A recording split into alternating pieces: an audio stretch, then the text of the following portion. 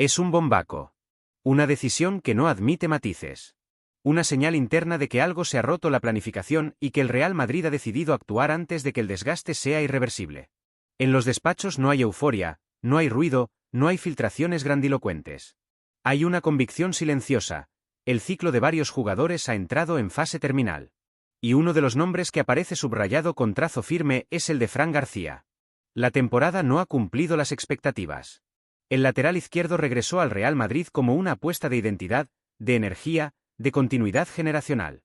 Representaba el perfil de futbolista formado en la cultura del esfuerzo, con recorrido ofensivo, velocidad en transición y margen de crecimiento. Sin embargo, el análisis interno es frío. El puesto no está blindado.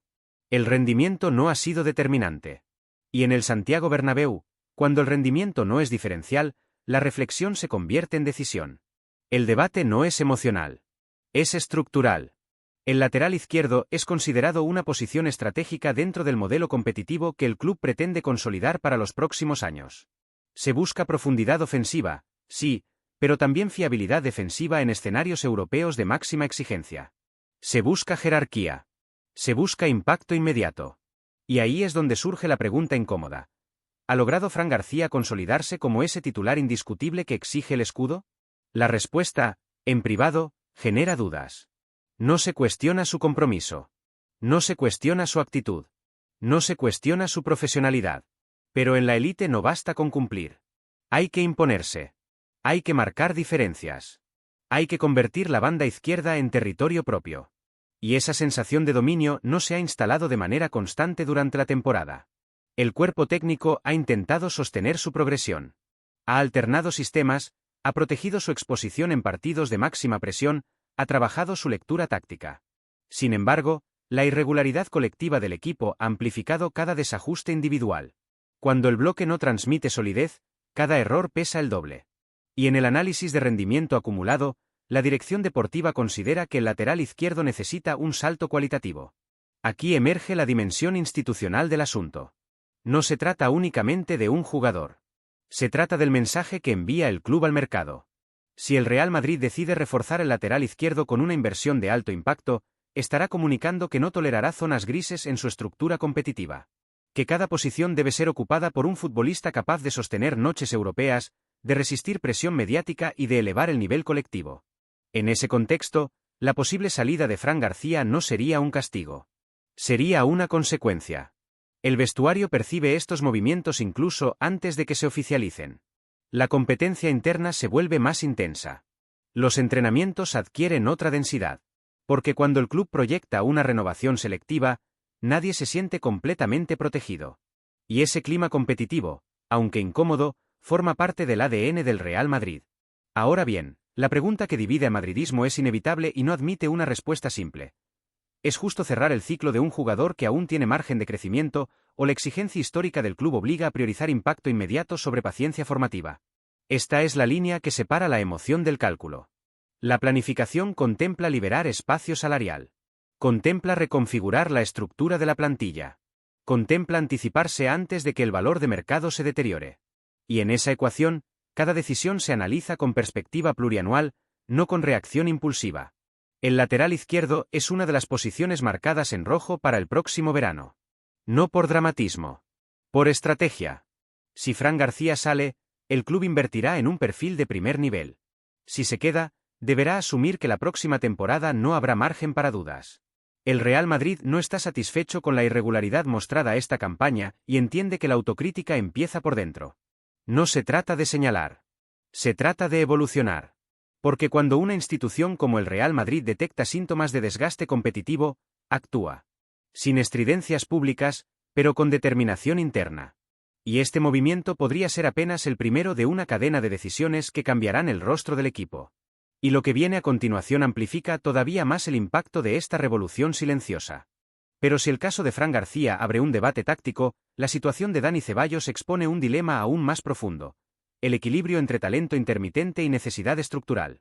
Aquí ya no se trata únicamente de una posición específica. Se trata del corazón del equipo. Del ritmo del juego. De la identidad competitiva en el centro del campo. En el Real Madrid existe una convicción histórica.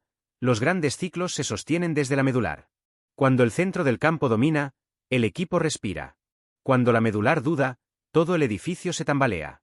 Y esta temporada, marcada por la irregularidad, ha dejado la sensación de que el equipo necesita una inyección de dinamismo, liderazgo y continuidad física en esa zona estratégica. Dani Ceballos ha sido un futbolista valorado por su técnica, por su capacidad para asociarse en espacios reducidos y por su personalidad competitiva en determinados escenarios. Ha tenido actuaciones de mérito. Ha respondido cuando el contexto le favoreció. Sin embargo, la pregunta que se repite en los despachos es incómoda. ¿Ha conseguido consolidarse como pieza estructural o sigue siendo un recurso circunstancial? El análisis interno no se limita a estadísticas superficiales. Se estudia la influencia real en el ritmo de los partidos, la capacidad para asumir responsabilidad cuando el encuentro exige liderazgo, la continuidad en el rendimiento, la resistencia física a lo largo del calendario. Y en esa evaluación acumulada, la conclusión es que el centro del campo necesita un salto cualitativo que no admite zonas intermedias. La competencia interna en esa demarcación es feroz. Cada minuto en el terreno de juego se gana con autoridad. El club busca perfiles capaces de romper líneas con conducción vertical, de sostener presión alta, de dominar partidos de ida y vuelta en la máxima competición continental. El margen para la intermitencia es mínimo. Desde el punto de vista institucional, la posible salida de Dani Ceballos representaría una decisión estratégica, no emocional. Liberar una ficha relevante permitiría reorientar recursos hacia un refuerzo de impacto. El mensaje sería claro. El centro del campo debe volver a ser el motor incuestionable del proyecto.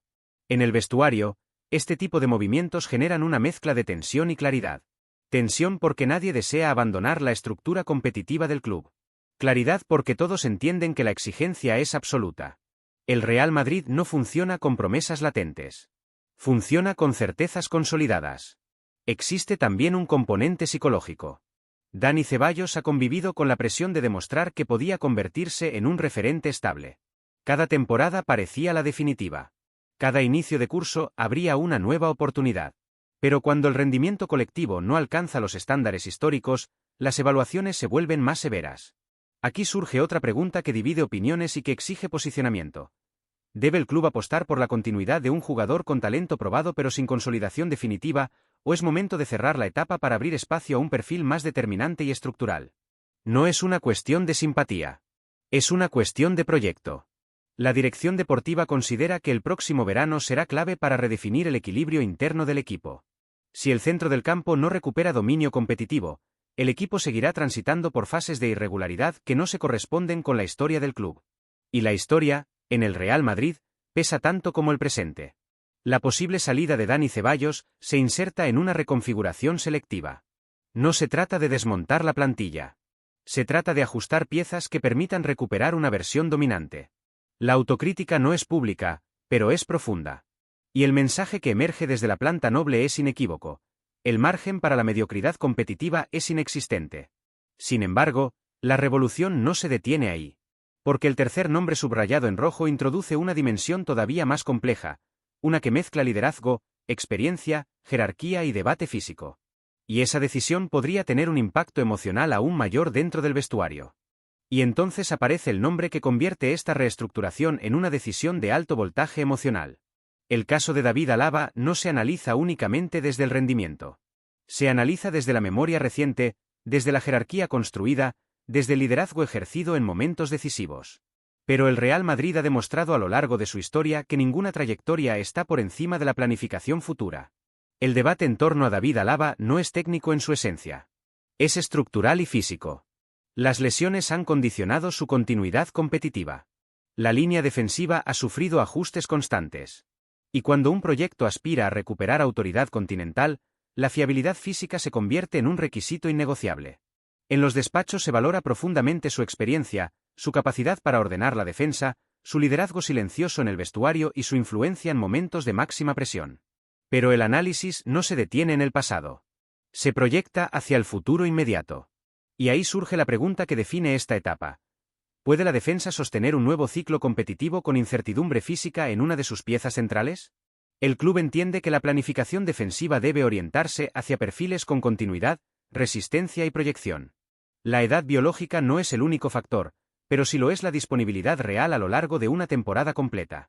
En campañas donde cada punto en el campeonato nacional puede definir un título y cada eliminatoria europea exige plenitud absoluta, El margen para la intermitencia es mínimo.